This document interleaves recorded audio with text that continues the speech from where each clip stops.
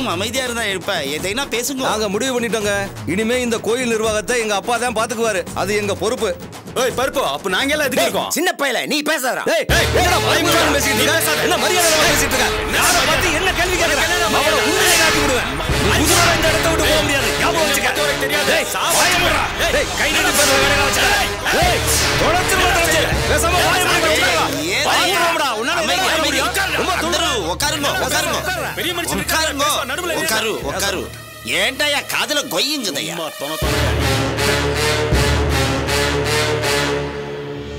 ஊரு நல்லா இருக்குதுன்னா நான் சொல்றதே கொஞ்சம் கேளுங்க.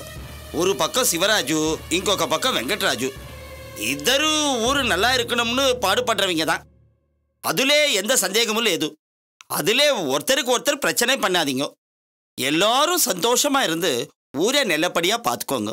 அதுதான் எங்க எல்லாரோடைய ஆசை. நீங்க சொல்றதெல்லாம் புரியுது. இவனெல்லாம் ஒரு ஆள்னு சபையில எனக்கு முன்னால சரிசமமா உட்கார வச்சிருக்கீங்களே, அதுதான் அசிங்கமா இருக்கு. சமமா உட்கார பிடிக்கலனா ஆழமா பள்ள தோண்டி தாண்ட்ல கூச்சோம். அதுதான் உன்னோட தகுதி. ஏய் ரொம்ப பேசாத. சீக்கிரமே சுடுகாட்டுல உனக்கு ஒரு குழி வெட்டுற. அது வரைக்கும் அடங்கடா. ஏய் பெருசா மரியாதை பேச. ஏய் யார பார்த்து பரிசுங்கற? அமைதியா உட்காரு. కూర్చో. మీరందరూ కత్తి గలాటా చేస్తే ఎన్నయ్య అర్థం? இவ்வளவு நாளா ஊருக்குள்ள பிரச்சனை இல்லாம தான் இருந்தது. எப்படி வீடு வச்சாரோ அப்போத்துல இருந்து பிரச்சனை ஆரம்பமாச்சு. ஆமா, இவர் கோயில் சொத்தை கூடாரம் போட்டு சைலண்டா தின்னுட்டு இருப்பாரு. பாத்துட்டு சும்மா இருந்தா ஊர் அமைதியா தானே இருக்கும். ஏய் என்ன பேசுற நீ? பெத்தவாடுன்ற மரியாதை இல்லாம வந்தாமா பேசுறமா போனமான்னு இருக்கணும். இல்ல ஊருக்குள்ள கலவரம் பண்ணீங்கன்னு உங்க மொத்த குடும்பத்தையும் ஜெயில வச்சிருவேன். ஜாக்கிரதை. டேய் சும்மா நிறுத்துறா. உனக்கு மட்டும் தான் ஜெயில் தெரியுமா? நாங்கள் உள்ளூர் ஜெயில இருந்து கிழக்கு மேற்கு தெற்கு வடக்கு எல்லா ஊர் ஜெயிலையும் பார்த்தோங்கடா. எங்களை பிடிச்சி உள்ள வச்சுட்டா ஆட்டத்துக்கு பயந்து ஊரை விட்டு போயிருமா? போடா இவனை. ஏ மாப்பிள்ள யார் தெரியுமா? ஆம்பளை சிங்கண்டா. அவரு பொங்குனா உன் குடும்பமே அழிச்சிரு. ஏய் உன் அல்லட ஆம்பளை சிங்கமா? எங்க அவனை பொங்க சொல்லு. பொங்க சொல்ற. எங்கடா அவனை வர சொல்ற. சரசா மாப்பிள்ளை எங்க? இங்கதாங்க எங்கயோ இருந்தாரு. ரகளைய பார்த்து ஓடிட்டாரோ என்னவோ.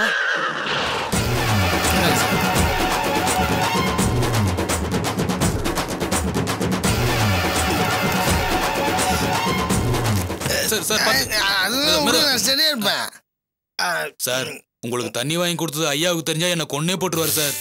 டேய் அந்த ஆள் குடிக்கிறதெல்லாம் மேட்டர் இல்லடா. நீ ஒன்னும் பயப்படாதா. ஏய் இவெல்லாம் பெரிய மனுஷன் சொல்லிட்டு வந்துருக்கான். அது நினைச்சல எனக்கு சார் என்ன நிம்மதியா வாழ விடாம பண்ணிட்டு கோயிலாக்கி அலெக்சனா. ஏய் இது பத்தாது. போய் ஒரு ஃபுல் இருந்தா வாங்கினு வா. வாங்கினு வா போ.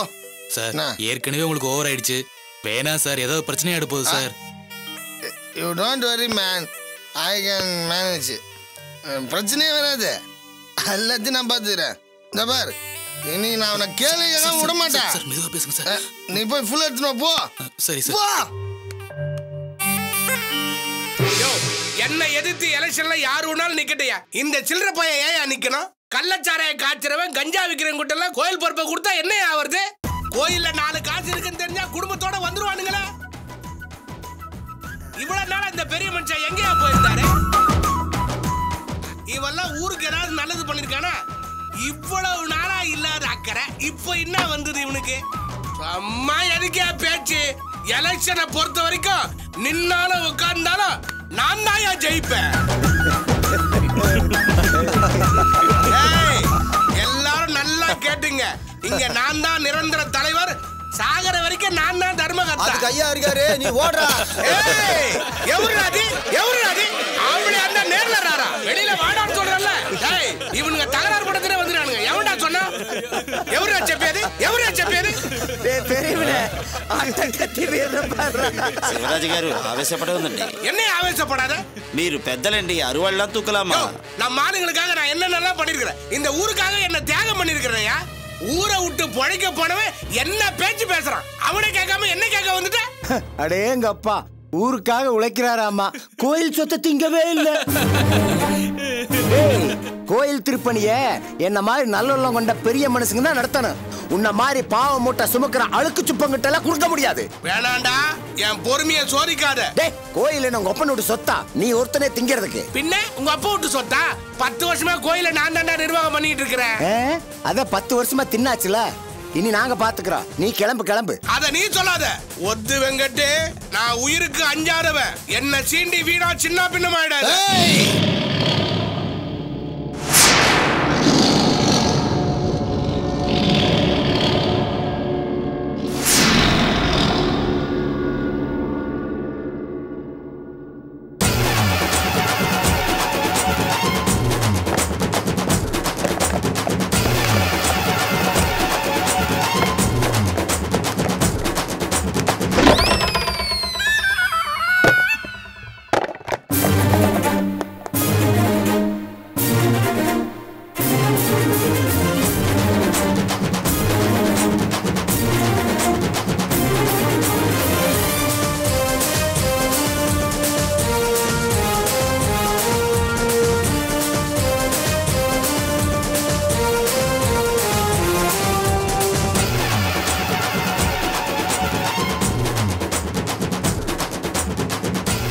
என்னடா கலாட்டா? ஒழுங்கா ஓடி போயிருங்க, இல்லனா ஷூட் பண்றேன். வாங்க மாப்பிள, வந்து என்னன்னு கேளுங்க. நான் கேக்குறேன் மாமா, டோன்ட் வரி. என்னங்கடா எல்லாம் குடிச்சு கேள்வி பண்றீங்களா? ஏய், நான் போலீஸ்டா. கஞ்சா கேஸ்ல புடிச்சு உள்ள தள்ளுவேன். இதெல்லாம் ஒரு ஊரு, இதுக்கு ஒரு கோயில், அதுக்கு ஒரு தலைவன். டேய், கேட்கவே கேவலமா இருக்குடா.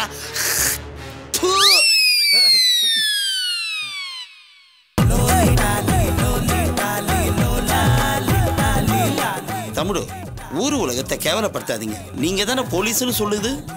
எஸ், ஒதுங்கடா உண்டிக்கோளுங்களா. I am a government servant. நீதி நல்ல நாட்டு வேண்டியது என் கடமை. ஏய், இப்ப எதுக்கு சண்டை போட்டுன்னு இருக்கீங்க? இந்த கோயில் ட்ரஸ்ட்டுக்கு ஒரு தலைவன் வேணும், அதானே? அதை நான் முடிவு பண்றேன்.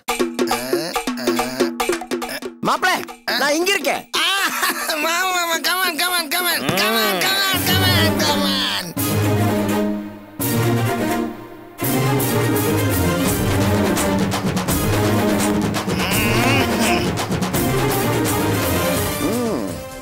நான் தெரியாம தான் கேட்குறேன். இந்த ஆள்லாம் ஒரு மனுஷன் மதிச்சு எலெக்ஷன் நிற்க சொல்றீங்களே, உங்களுக்கு எல்லாம் வெக்கமா இல்லை? சோறு தானே தின்றீங்க. முதல்ல இருந்தாலும் மனுஷனே கிடையாது, இவனா அப்படியே தலைவன். இந்த ஆள் எலெக்ஷன் நிற்க என்ன தகுதி இருக்குது? அலுடு, இப்ப ஒத்துக்கிற அலுடு, நீ ஆம்பளன்னு.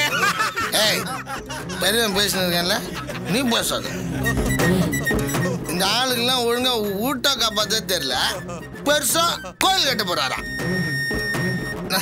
நல்லா பல பலன்னு மண்டை பாரு, மிலிட்டரி டோப்பி தலையா. இந்த மண்டை வச்சு நான் ஆசை பாரு. ஒழுங்கா பேட்டி கட்டியா, அப்புறம் கோயில் கட்டலாம். கோயிலா கட்டுறேன், கோயில் தான் வேட்டியா கட்ட வேட்டியா.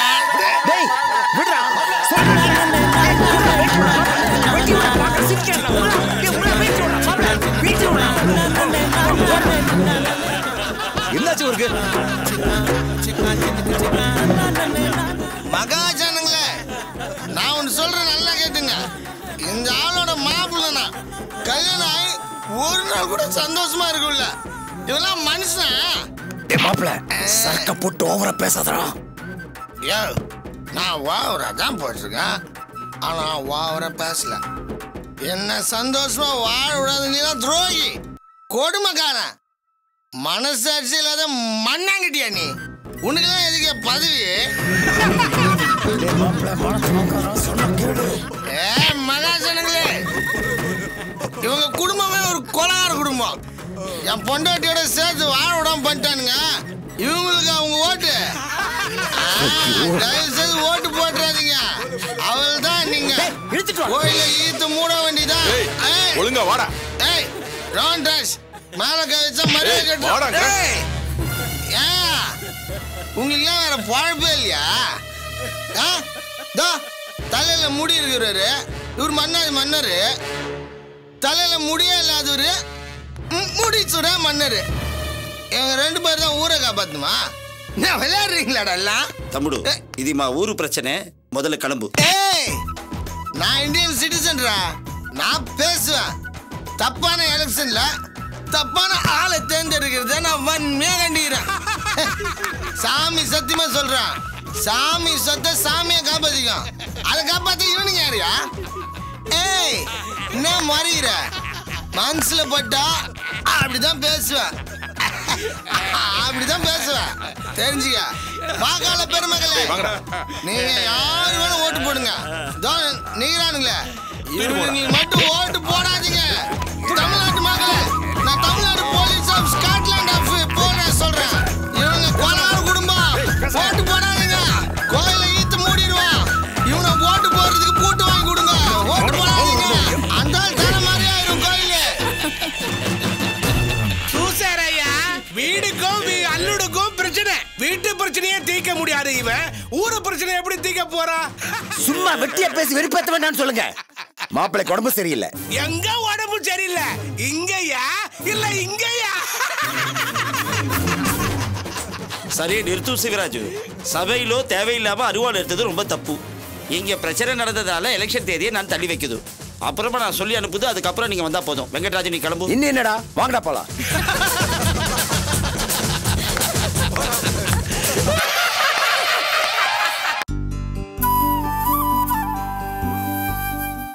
துளசி, லீவ்லயும் படிச்சிட்டு இருக்க? இல்ல, கதை புக்கு. டிஃபன் சாப்பிட்டியா? சாப்பிட்டேன்க்கா. அப்புறம் தமிழ் கிட்ட பேசுனியா? எதை பத்திக்கா? இல்ல, சாரு வேலைக்கு வரவேணான்னு சொல்லிட்டால, அடுத்து என்ன பண்றதா இருக்காராம்? தெரியலக்கா. நான் எது பேசினாலும் கோவப்பட்டு திட்டுறாரு. சரியா பேசுறதும் இல்ல. நான் எப்படி சமாதானப்படுத்துறதுன்னே தெரியல. ரொம்ப கஷ்டமா இருக்கு. துளசி, இந்த ஆம்பளைங்களே இப்படிதான். புருஷனை முறைப்பா இருக்கணும், பொண்டாட்டியை அடக்கி வைக்கணும்னு தான் நினைப்பாங்க.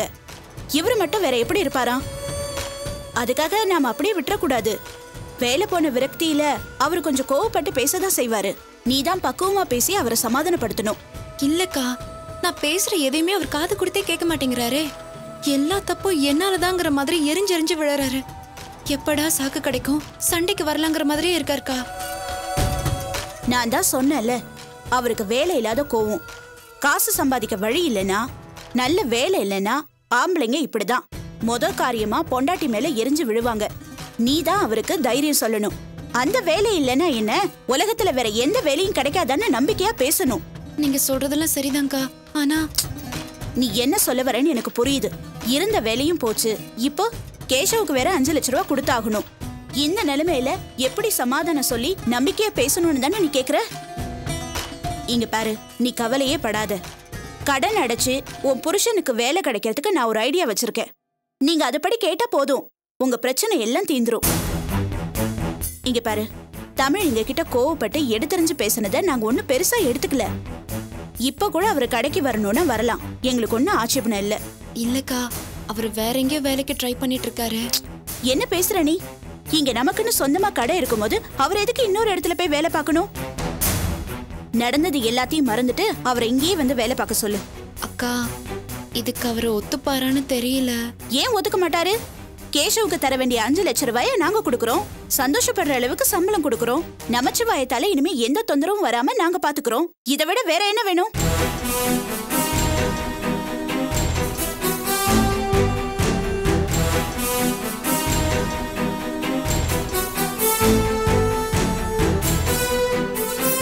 அது மட்டும் இல்ல, அவர் கொஞ்ச நாள் நம்ம கடையில வேலை பார்த்தா போதும். லோன் போட்டு தனியா கடை ஆரம்பிச்சு கொடுக்கலான்னு மாமா சொல்லிருக்காரு. எல்லாம் அவரோட நல்லதுக்காக தான். இத பாரு, அவர் தம்பி மேல இருக்கிற பாசத்தினால 5 லட்சம் ரூபாய்க்கு செக் எழுதி கொடுத்திருக்காரு. இத வாங்கிட்டு போய் அவர்கிட்ட கொடு, கண்டிப்பா ஒத்துக்குவாரு. வாங்கி. ஐயோ வேணாக்கா, இத வாங்கினா அவர் சண்டைக்கு வருவாரு. இதெல்லாம் சரியா வராதுக்கா. நீயே இப்படி சொன்னா எப்படி? முதல்ல இந்த செக்கை கொண்டு போய் அவர்கிட்ட கொடு, அவரு கண்டிப்பா ஒத்துப்பாரு. இல்லக்கா, எனக்கு என்னவோ பயமா இருக்கு. ஐயோ கடவுளே, ஏன் தான் நீ இப்படி இருக்கியோ தெரியல. அவரே கோவத்தை மறந்து தம்பியை திரும்ப கடைக்கு சேர்த்துக்கலான்னு நினைக்கிறாரு. அத நீயே கெடுத்துருவ போல இருக்கே. இங்க பாரு, இப்ப இருக்கிற சூழ்நிலையில அண்ணங்கிற முறையில அவர் இந்த உதவியை பண்ணி தான் ஆகணும். அந்த கடமையை தான் நாங்களும் செய்யறோம். பேசாம இத வாங்கி கொண்டு போய் அவர்கிட்ட கொடு. கடையில வேலை பார்க்கறது தான் நம்ம எதிர்காலத்துக்கு நல்லதுன்னு கொஞ்சம் எடுத்து சொல்லு. அவரும் புரிஞ்சுக்குவாரு. ப்ளீஸ்க்கா, என்ன கம்பல் பண்ணாதீங்க. இப்பெல்லாம் நான் என்ன சொன்னாலும் அவர் தப்பாவே எடுத்துக்கிறாரு. இதனால எங்களுக்குள்ள பிரச்சனை வந்துரும்க்கா.